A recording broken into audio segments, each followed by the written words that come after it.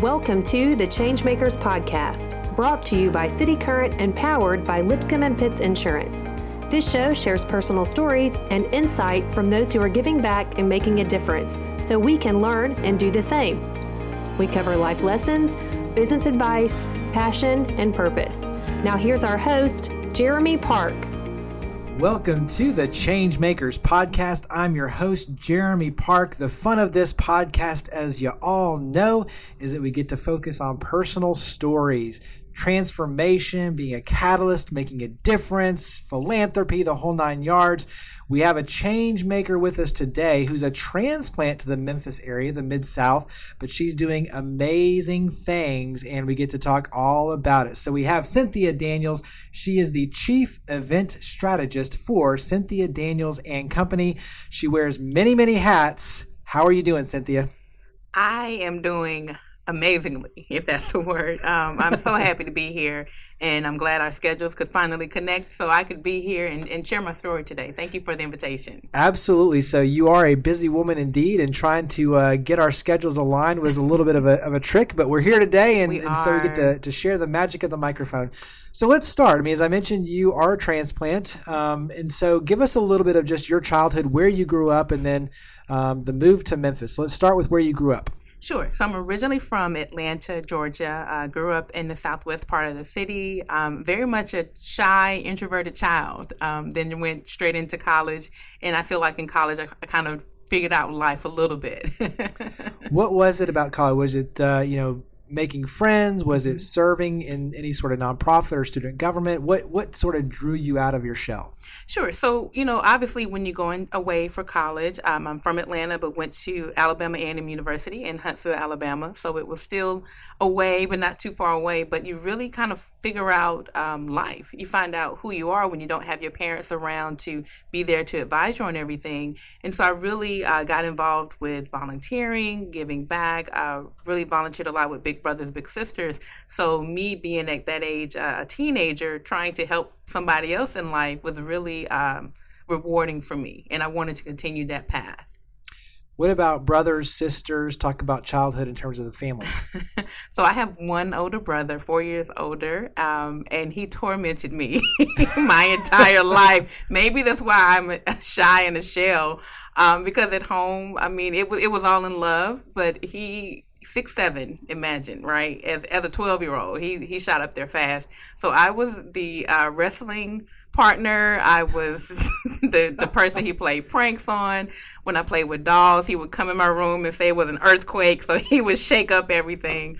I mean, a lot of fun memories as a kid, but at the same time, he was very protective, very loving when we were in public. So I do appreciate that. So it's just me and him. Talk about parents and what they did, but also too just some of the advice that they shared growing up with you. Sure. So my parents, ironically, they were in law enforcement. So my father retired as a police sergeant with the city of Atlanta. I believe he worked almost 32 years in that role. My mother worked with juvenile delinquents. She was a probation officer all the way up until chief of the city of Atlanta, and she was there as well, retired well over 30 years in their professions. So for me, it was a lot of discipline growing up. You didn't get by with much, in other words. Not at all. A lot of fear. And I was the kid that wondered, why did my parents always want to meet other kids? Why did they want to meet the parents of the kids? And it was because they had my best interest at heart, had a curfew, a very strict upbringing, and I really felt like my parents hated me, of course, as a kid. But when I look back at my life, I'm so grateful. They instilled values and morals with me. They stayed with me in college. I finished college. A lot of people didn't finish college because they were off doing a lot of things that they weren't supposed to do. So I do appreciate my upbringing with my family. Very loving, always just told me to do the right thing in life. That's one thing I can say both of them always instilled in me. And when others aren't looking at you, make sure you're doing the right thing. Nice. So I'm just curious, with both being law enforcement, being police officers, how does that shape, when you view other police officers, law enforcement, how does that shape your perspective of others who are wearing the badge, who are wearing the blue, who are putting their lives on the line to sacrifice? I have a lot of respect for officers in that role. I mean, every day you have to be thankful and grateful for people putting it all on the line every day, risking their lives. And just the disappointing thing is that sometimes people take those roles for granted and they use it for their own personal gain.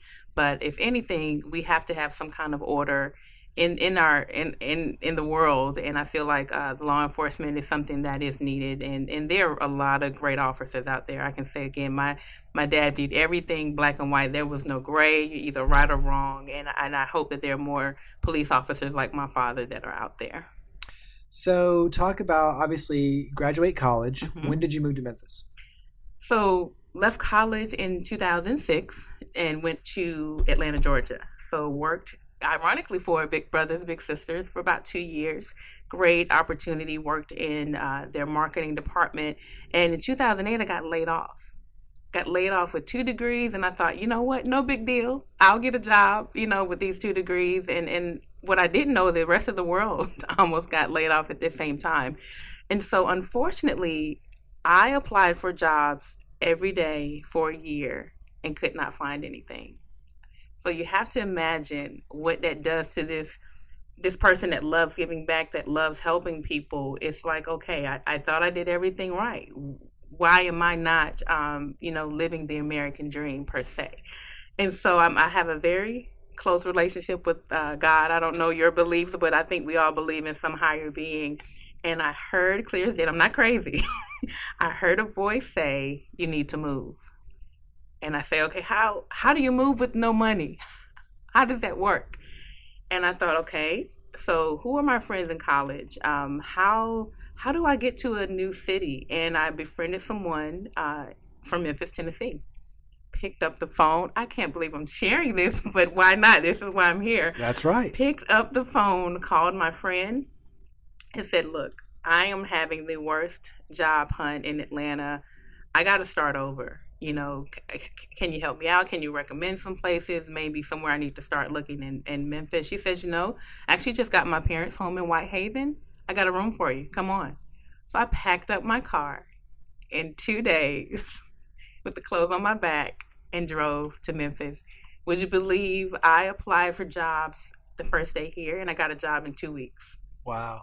So for me, that was confirmation. It was supposed to happen. I'm about to say that voice was absolutely right. Right. God was right. 1 year versus 2 weeks. It's crazy. Well, but that's a cool story, because many times you hear that where someone wants to start over in a new city, and there's something special to being able to click restart, and starting in a place where no one knows you really. Right. I mean, obviously you had a good friend here, but for the most part, you get to start over. You get to create your own personal brand in a new city with new opportunities, and people they want that. Yeah. But they don't know. To your point, how do I do that with no money? And I like the beauty of what you did, which is, okay, who do I know? Yeah. Let's start calling some friends and let's just see what happens.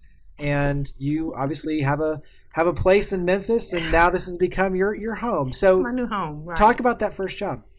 So my first job, luckily, I started in marketing, but I also did retail. That's how I actually met my friend that I lived with in a college environment. So I also had somewhat of a management, HR background. It was a resume full of everything.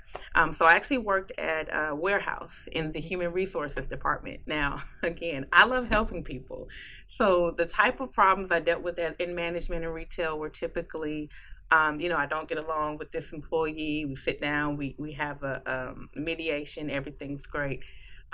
In the warehouse distribution environment, there's some other type of challenges you deal with, especially when it's overnight shifts. I'm working 11 p.m. to like 7 in the morning, so a lot of chaos at times. And so for me, I was very grateful for that position, but I also felt like, okay, there must be more to Memphis than just dealing with stressful problems. Every day was a stressful day, so I wasn't used to that. Every day was almost like you got all these fires you have to put out. I'm used to let me help you with this one thing. Okay, next month we have something. And so it was every day. And so for me, that's when that whole volunteer piece started to kind of tap me on my shoulder and say, okay, this HR thing is going to drive you crazy here. So you need to start getting out in Memphis and volunteering again.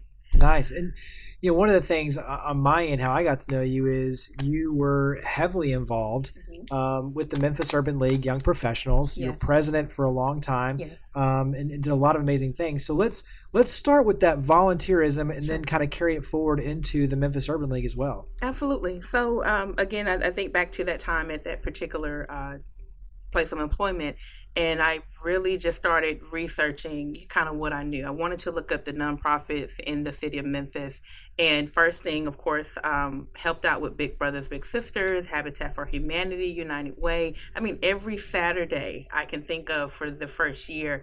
And this was probably about 2010, in that particular time frame. I'm volunteering a lot, but I also felt like I needed to be around young people that looked like me and talked like me and thought like me. Nothing wrong with seasoned people in the city of Memphis, but I wanted to do young, fun things. And so at that time, I discovered Impact Memphis, which brought together a lot of diverse young people, but unfortunately, it was kind of on the decline that they were actually about to disband the organization. So I started researching and trying to figure out, well, where are other young professionals? And so what do? I Google Young Professionals Memphis, and Memphis Urban League Young Professionals popped up. And I went to a meeting, and it changed my life. Literally going in and just being around those peers. Again, it was almost like hearing that voice, like, you're home now. This is where you're supposed to be. And the really cool thing is that I'm the odd person out from Atlanta, but everybody embraced me. There was kind of like the icebreaker. People stood up and talked about, why they were here, where they're from. And everybody's kind of, I'm from Memphis. I went to Melrose. I went to White Station. So when it comes to me, I'm from Atlanta. I remember the room turned and looked at me.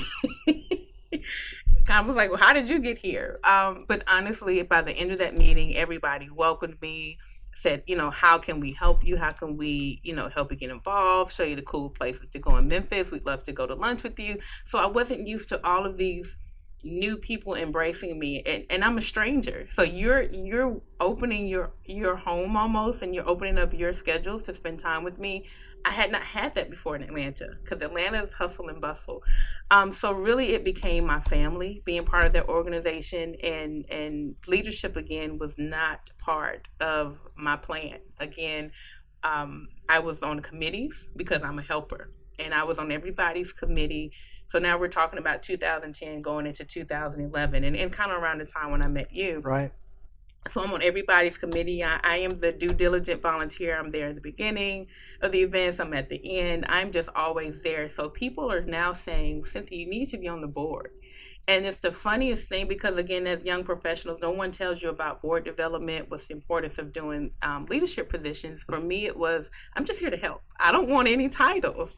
But luckily, I had a really good friend that nudged me to do it. And at that time, I applied for the Civic Engagement and Advocacy Chair, and also focused on community service. So again, it was just part of the divine plan, I believe, to do it. I built more relationships with executive director, CEO of different nonprofits. Luckily, because I volunteered so much, they already knew me, but now I had a title and kind of a purpose to be there. And we were able to build a lot of partnerships with the Urban League Young Professionals. And so then 2013 comes, and it's time for a president. So now I've been on the board maybe a year and a half, serving in the role, really doing a lot of rebranding to the board, a lot of the activities, just because I felt like it just needed some sprucing up. That's the best way I can say it. And of course, with board organizations, people come in with great intentions, but life happens. It's happened to me. So I would always pick up the slack with everybody's chair. So again, this super person just taking on extra challenges to make sure things happen. And so obviously they're like, well, you got to be president, because you know about this chair, you know about this chair, this chair. You served all the different roles. I already did it, right? And I said, okay, I'll do it. I think I want to unpack a little bit, because there's so many different nuances to what you said in your story. But I think when you look at other people's lives, there's a perfect application. So the first is you just Googled how to get involved, right? So you literally, you start typing, you don't know where to begin, but you search it out and you go. And, one of the cool things about Bill Courtney's story, for those that have heard his podcast, he talks a lot about how one of his friends that's a coworker of his didn't really know where to begin, but he just went down to the school, Manassas High School, didn't even know the name of it at the time, knocked on the door and said, I want to help. No way. And that's really the magic of where everything started. When you look at Undefeated and the whole everything that plays out that won the Academy Award, it started with him going and knocking on the door and saying, you don't know me, I don't know you, I want to help. and I think so many people get stuck in, I want to get involved, I want to make a difference, I want to see my life move forward, but I don't know where to begin. Yeah. And really it's as simple as, okay, Google it and then, and show up. Exactly. And then the second piece of that is you were always there, right? So you were willing to raise your hand. Absolutely. And so many people get caught in the trap of they're waiting for somebody to give them a great title. They're waiting for something to magically happen. And it's like, no, you're just there. Hey, if it needs to be done, I'll be the first one there, the last one to leave. I'll raise my hand. I'll just be there to help. Yeah. And when you look at all of those stepping stones that have gotten you to where you are today and the friendships and the relationships you built, it's a byproduct of you always being there, them seeing that, hey, Cynthia is trustworthy. She's good at what she does. She delivers results. She's making a difference. And next thing you know, you're the president. It's crazy. But it all makes sense. And I think that's the part where I want people to connect those dots because none of those happens out of sequence. Right. And so when you look at you reaching out, you being there, you being, the person that builds relationships, getting results, that's what allows you to start transcending. And then when you look at, the next chapter that I want you to share is when you look at all the really cool things you're doing now, those really were formative pieces that were established with you being the president and the relationships you built and the outreach. And so carry it forward now. Talk about some of the things you're doing now, which are really, really cool. Sure. So if I can stay here just a smidget longer. So as president, I really wanted to do groundbreaking things for the organization because I felt like at that time we were competing with a lot of partner organizations. So in 2013, the vision came to me to do a conference for young professionals. There's nothing that really focuses on us. Every other age demographic, every company has a conference, but nothing for young professionals. So had I ever done any event planning? No. Had I ever raised money before? No. But I felt like it needed to happen. So I shared this vision with the board of my organization. They look at me as if I'm crazy. Like, there's no way we can pull it off. But I just had such a strong belief that it needed to happen. So through that process, some people worked with me, some people didn't. They kind of wanted it to fail, but it persevered. And we had over 200 young professionals to attend. We even did a big after party afterwards. I never forget, 409 South Main, over 400 people showed up. But it was because we stuck to the vision, we worked hard, and I really found through that process how much I really loved event planning. So it did spiral into what I'm doing now. And so really the first big event that I was able to do in Memphis outside of the Urban League was Memphis Black Restaurant Week. And so for me, I embrace all ethnicities, I embrace everything about this city, but I felt like this particular population wasn't really celebrated. I'm a huge advocate of Downtown Dining Week, did it every year since moving here in 2009, but I always felt like all of our restaurants weren't included on that particular list, especially the ones downtown. So at that time, I was really great friends with Chef Fran at HM Dessert Lounge. She's known for the best chicken and waffles in Memphis. And I really just sat down with her and thought, what would be really cool? We have to create something for our community. There's the, Italian festival, the Jewish festival, Latino Memphis has a huge festival, but we need something for our community that can invite everybody. And so I really, once again, never done a huge event like this, didn't know the impact it would have, but I really took the time to meet with every restaurant owner, particularly in the Midtown, downtown area, and really just said, look, here's a vision I have. I think it can make a difference in the community. Will you trust me? Will you allow me to help build this inaugural event? And I got 8 people on board. I like small numbers because you can control it. Use social media. That's my favorite thing, right? Social media is free. It doesn't cost anything. We can talk to people across the world for free. So why not use it in Memphis? Amen. And so the beautiful thing, Jeremy, I'll never forget, the Monday of Black Restaurant Week, my timeline was filled with food. I said, okay, this is game changing. That's a good problem to have. It's a good problem to have. And to my just disbelief and not even knowing how big of an impact it would have, African Americans, Hispanics, Asians, and Caucasians that week all patronized 8 restaurants. They brought in $85,000 in weekly sales. Everybody quadrupled their business that week. And that to me was the aha moment. Like, Cynthia, this is something you're going to want to do full time. You know, you really have a knack for organizing things in the community and giving back. Like, that's the pure goal for me. It's not about making money, although money is needed to pay bills, but it's about creating those things that are needed and making sure it has an impact in a great way. Carry that one forward, and I want to talk about the top 40 under 40 elite urban professionals. But when you look at Black Restaurant Week now, this isn't just in the Mid-South. You're actually expanding this out even further. So, I mean, this is a really cool thing. I mean, to see Black Restaurant Week, start here in Memphis, but now it's got legs all over. Crazy. Talk about kind of where we're headed with this. Absolutely. So the beautiful thing, again, about being in that Urban League Young Professional movement, it's a national organization, which I would recommend anybody to be part of a national group. I got a chance to meet people in 64 different cities because we had these national conferences across the country, been part of that movement for 5 years. So I've made some really great friends that are just like me because we're all leaders in our communities. And so just really thinking about how to make a bigger impact, I partnered with my counterparts in 9 other cities.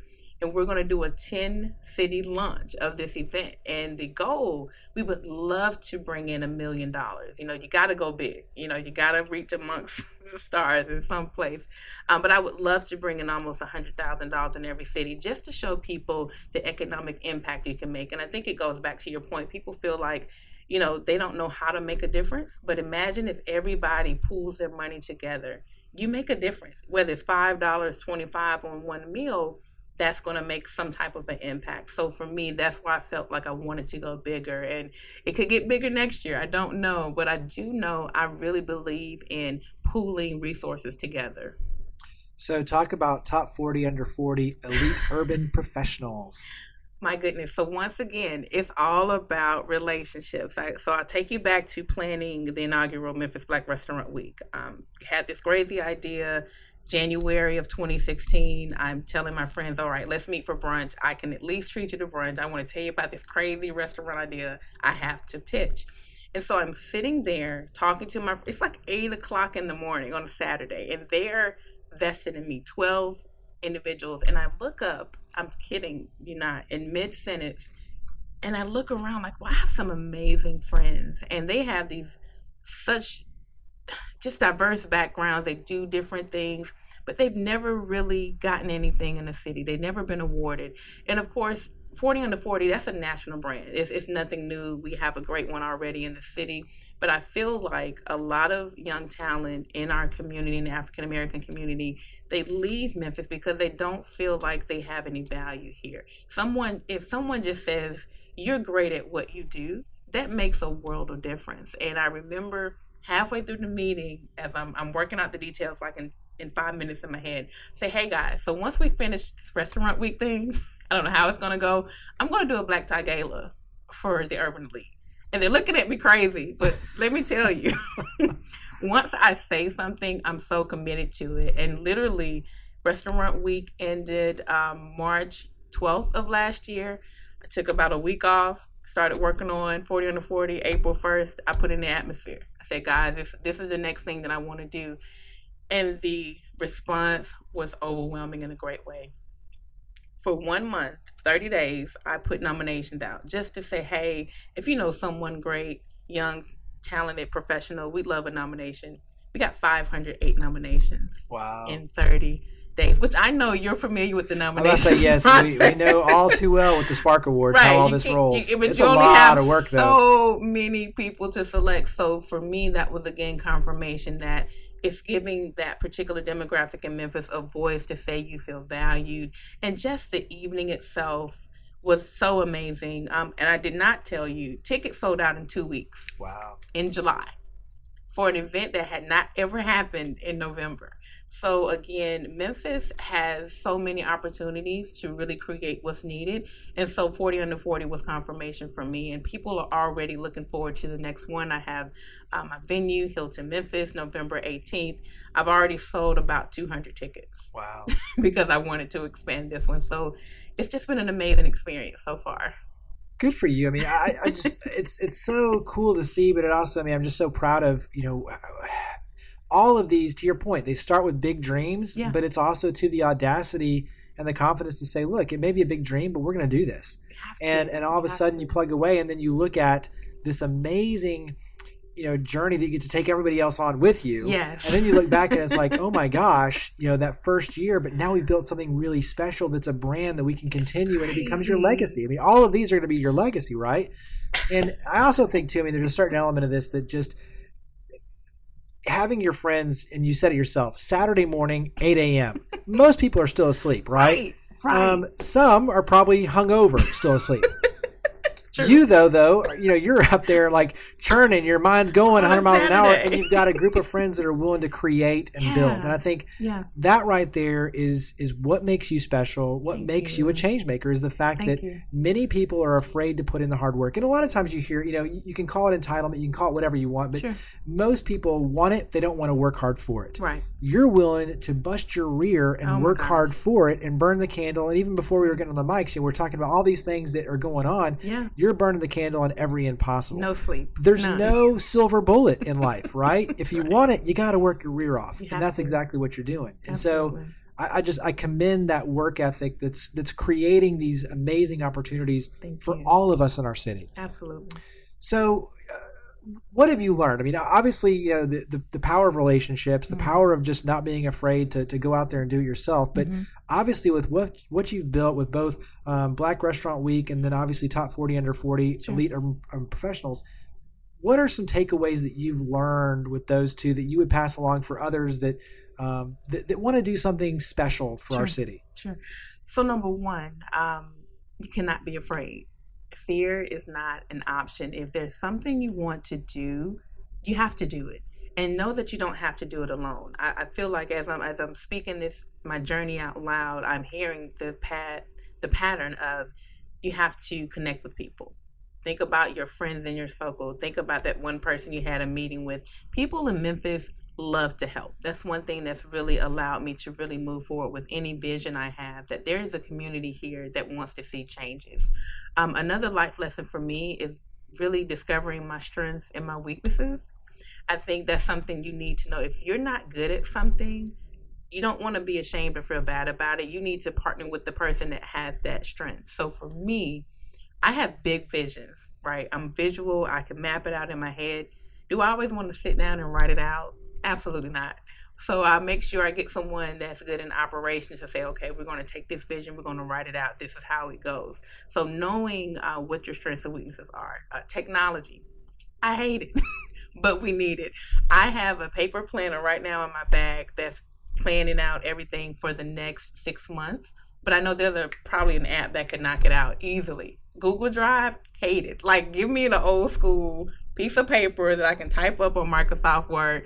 But again, my counterparts are really savvy with technology. So again, in all seriousness, you want someone that's going to help you become a better person. And also don't be afraid to ask for help. If you need help with something, just ask. So that's really helped me along my journey in understanding how to motivate people. If I can go back to when I was president of the organization, which again, there's really no roadmap to leadership. It's really about knowing who you are and how to motivate your team.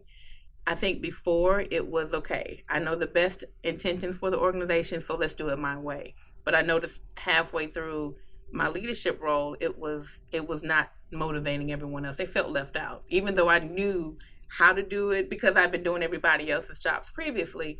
It's about delegating the work and trusting people, even if they make a mistake. You have to trust people because at the end of the day, that empowers them and that makes them have a stronger belief in you and a better work ethic. So I would definitely say take time to understand who you are and understand how you can help the next person. And even if they're not on that same leadership level as you, help them get there, but don't try to do it all for them. That's some great advice. I love that. We'll package that and all these wonderful sound bites. Yeah, Andrew on our team, who's kind of like the sound engineer / producer / social media / a little bit of everything. Oh, talking about wearing 1,000 different hats, guru. right? As you were talking about Google and all these, Andrew's over here laughing because that's his whole world is contenting. But those are great bits of advice. Wow, thank you. What motivates you? I mean, at this point already, you've accomplished a ton, and at a very young age, and yet you still have, here's the other thing about everything you've created, which I think has already sunk in at some point. You realize, okay, I've started this. Mm-hmm. Now it's got to be an annual thing. Yeah. And all of a sudden now, like, I've got 2 legacy pieces that are going to be in perpetuity. So like, this is something that it doesn't ever leave my plate. Like now I keep adding more and more to the plate. Right. And all of a sudden you realize, wait a second, we've got all these things that now are deadlines every single week you walk into. So, my wife always, kind of teases me. She's like, well, you're the only person to blame for all the stuff you have to do. I know. Like you're the one creating it. Just stop creating it. We can't. Right. You can't. But so what motivates you at this point? This is going to sound super cheesy, right? Like in the end of every Disney movie, at the end of every romantic movie with, I'm thinking Meg Ryan, Tom Cruise, it's about the smile on someone's face, right?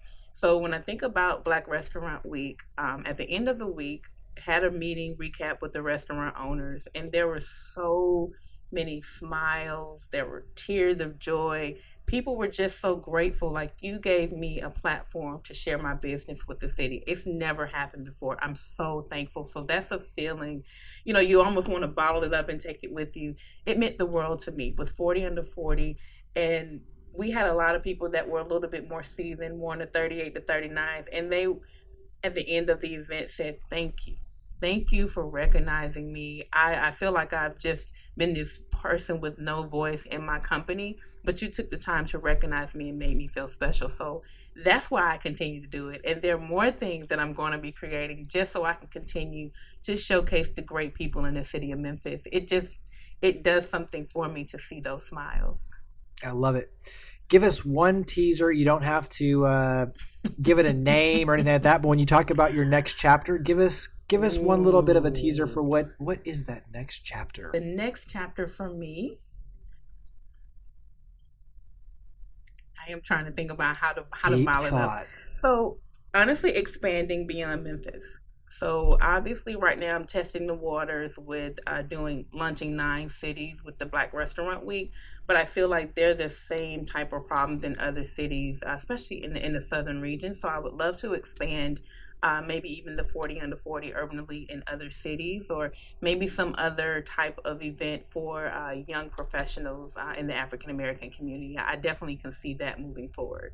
I agree. I can see that as well. I think both of those have a very easy national application. Thank you. So it'll be fun to follow that, especially over the years, to have you keep coming back. I mean, obviously, there's so many other ways we can help you share that story, but it's going to be fun to watch both of those grow. Right. I think on a larger scale. So crazy. Awesome. All right, so let's switch over. This is a fun little segment. Okay. We need a kind of a fun name and music and catchy stuff. We don't have it right now. This is low tech, but this is like lightning round stuff. But these are short answers, so I'm just going to ask you. There's no none of this for anyone listening. Like, there's no script. There's no right. I have no notepad. I mean, this is just kind of like. But I think that's what makes it fun. Right. But anyway, these are just random questions, kind of short answers, top of mind. Okay. Just a fun chance to get to know you a little bit better. So, one, give us a book you've recently read. The Year of Yes by Shonda Rhimes. You may know her. She has about 50 shows out on ABC. And she's been the type of person that normally is too busy to do anything. So she decided for 1 year, I'm going to say yes to everything. And it has changed the way I think about things. And sometimes I take risks for other people, but sometimes I don't do it for myself. So it's changed me. What do you like to do to relax? Oh, I'm a Netflix person. Like, I can be in a room by myself and just binge on a Netflix movie series or show series, and it means the world. I don't have to interact with other people. Sometimes I have to nurture that introvert that's deep down inside of me now. I don't know where she went. So give us one, either, favorite movie, favorite TV show. What puts a smile on your face that you like to watch? It's my guilty pleasure. I would say don't tell anybody, but I'm telling everybody. Coming to America is the funniest movie to me. Nobody knows it, but every week I find a way to say that'll be $8. So, every week I find a way to put it in, kind of like that's what she said. That'll be $8. That's my signature line. People don't know that. That's hilarious. All right. Favorite sport to play or watch? I love basketball. In the 7th grade, I attempted to play it. I tried out for JV in middle school, and everybody got picked but me.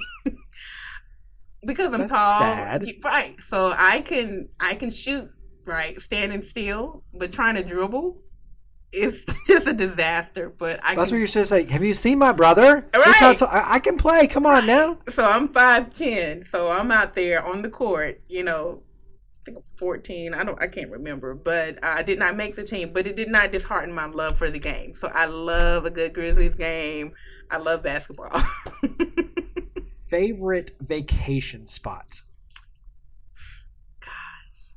Or favorite place to travel, or favorite place you've been? I'll give you a lot of leeway on that one. Thank you. I'm going to go with Vegas. I'm actually going to Vegas next month. And so for me, Vegas it's an adventure. Every hotel has its own little thing. So I always feel like I'm lost in a whole different city when I get to go to Vegas. And you never sleep. I don't sleep anyway, so why not just go to Vegas? Well, there you go. That's very appropriate. My wife is trying to get me to figure out where we can throw a Vegas trip in, for this year, because we're missing it. Yeah, we when I was out in Los Angeles, this is a totally random aside. When I was out in Los Angeles, though, Vegas is very close. So it's like that was the place where it's the weekend. Let's just drive to Vegas, or let's fly to Vegas. And so we spent a lot of time. We had a whole run where you just say, all right, meet at this place. All of our friends would go. Yeah. We would start the run. And to your point, the thing about Vegas is every single time you go, depending on who you go with, yes, it can be a very different trip, and every they're time. Always amazing. So you can't go wrong with Vegas. Always. Oh my God. And the food too. It's not even about gambling. It's food. Well, I was going to ask is, are you a risk taker? Do you like to gamble? So I do like blackjack, but I know how to walk away from a table. Let me tell you. That's if I'm up, I'm up. Woman. I walk away. My wife always gets on me because I'll be up. Yeah. And then I get really risky because I'm up. Oh, and I lose it all. Oh.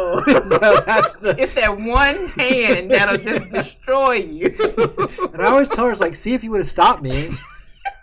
But I have to trust that she can win because I'm always the one that ends up not winning. Uh-oh. All right, so where were this we? is fun. I don't So know. give us. I'm not gonna throw you on the restaurant here locally because obviously that's what you do is support so many. So give us a favorite restaurant outside of Memphis that you enjoy visiting. OMG. Outside. So I got to think of a place in Atlanta. Here's your chance to get some promo like gift cards. Hey, I mentioned you on this blog, this podcast. Come on, right? I'll actually say Soul Vegetarian. It's a place called Soul Vegetarian. It's in the western part of Atlanta, and it's a place where you still get nice Southern food. Obviously, we're in the age. I say those two words really are kind of like almost opposites. Right. And we're supposed to eat healthy, right? And it's something I'm working on. But with Soul Vegetarian, you get all your favorite Southern comfort foods, but in a vegetarian way. So they have this amazing barbecue tofu and collard greens that I just absolutely love. It's you wouldn't even know that you're not eating meat. It's amazing. And tofu is tricky. Yeah, I was going to say, I'll have to try that because I'm a tofu fan, so I'll have to try that. Barbecue tofu, it'll change your life. Seriously. Learn something new. You should that could be like a whole TV series. Yeah. You have the Triple D with Guy Fieri. You could go on the road with like tofu and barbecue tofu. Oh my God, yes. I'm adding more to your plate as we speak. Sorry. All right, so okay, so last couple. Okay. One is favorite advice from your parents. Okay, this is cliche as well, but make us proud. And whatever you do in life, make us proud of you. Yeah. What's a favorite memory or place to visit with your parents? So something special with your parents. I'm thinking. Okay, IHOP, actually. IHOP, growing up was kind of our thing to do. after church. So every time I go to an IHOP, I always think about the fun times as a kid, eating a lot of pancakes. I'm about to say, do you order the same thing every time? Pretty much. Creature of habit? Yes. So is that something when you go out to eat, do you order typically the same things, or do you try to? I am that person. I'm not a risk taker with food. I'm not. Nothing wrong with that. Hey, if you find something you like, stick with it. I know what I like. All right. So last question, we'll wrap it up, is Okay. what, obviously, like I said, you're young, you're creating your legacy every day, but when you look back, especially 10, 15, 20 years from now, what do you hope people will be saying about Cynthia Daniels? What do you hope your legacy is? I mean, that's like a really thought-provoking question. Going really deep. We ended on profound. We did. I would love for people to say that I was kind, meaning taking the time out of my schedule to sit down with you, to help you with an idea, to help you with the connection, help you with just solving something. I always try to make time for people that just reach out to me randomly, right? Because that's what I did when I first moved to Memphis.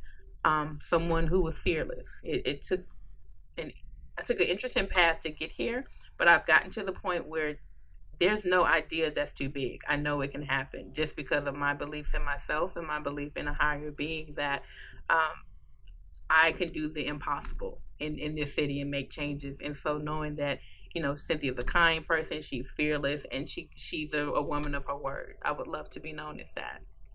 Last question is always the easy one. How do they get in touch with you? So for people that want to learn more about, what you're doing, to follow the conversations, where can they follow you and get to know you? So you can follow me on social media. I actually have a Facebook business page, Cynthia Daniels and Company. I check that all the time. You can email me, Cynthia at CynthiaDanielsCO, CO's for the co.com. And then honestly, I'm on Twitter. You can tweet me. It'll take about 2 weeks to get it. But Be honest. CynDaniels09. I know Twitter people are out there too. But on every social media platform and on Instagram, CynDaniels09. And then the events that I've done, Memphis Black Restaurant Week, you can find it on Facebook, blackrestaurantweek.com. That's the national website. So Google me, and you can find me. Hey, that's how you started here and got involved. That's how they can find you. Just Google me. Google me. Well, Cynthia Daniels, thank you for all you do. You are indeed an amazing change maker, not only for the Mid-South, but obviously with what you're doing around the nation. So thank you, greatly appreciate it. We're proud of you. Thanks for coming on the ChangeMakers Podcast. Thank you so much. It's been an honor. Thank you for listening to the ChangeMakers Podcast, produced by CityCURRENT and powered by Lipscomb & Pitts Insurance. To learn more about our guests and to share your stories of others leading by example, visit us online at citycurrent.com. Connect with us online using @citycurrent or follow the conversation using the hashtag ChangeMakers. Now, think big, start small, and act now. Be a change maker.